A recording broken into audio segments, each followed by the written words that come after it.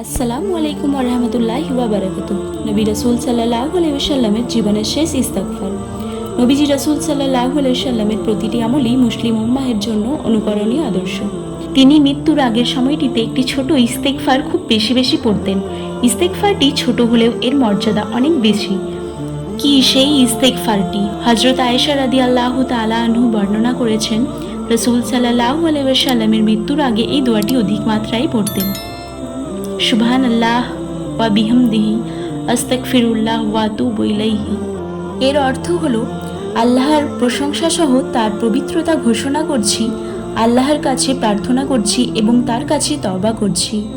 আল্লাহ তাআলা যদিও আগের পরের সমস্ত গুনাহ মাফ করে দিয়েছেন, তারপরেও কেন তিনি আল্লাহ তাআলার কাছে বেশি বেশি ক্ষমা প্রার্থনা করতেন? নবীজি রাসূল সাল্লাল্লাহু আলাইহি ওয়াসাল্লাম মৃত্যুর আগে বিশেষ দুইটি উদ্দেশ্যে বেশি বেশি ক্ষমা প্রার্থনা করতেন আল্লাহ তাআলার কাছে। তার মধ্যে একটি হলো আল্লাহ তাআলার কৃতজ্ঞতা জ্ঞাপনকারী বান্দা হওয়ার জন্য, এবং দ্বিতীয়টি হলো উম্মতের অনুসরণ ও অনুকরণের জন্য শিক্ষাস্বরূপ। সুতরাং মুমিন মুসলমানের উচিত তার কাছে ক্ষমা প্রার্থনা করা এবং তার কাছে ফিরে যাওয়ার চেতনা জাগ্রত করা।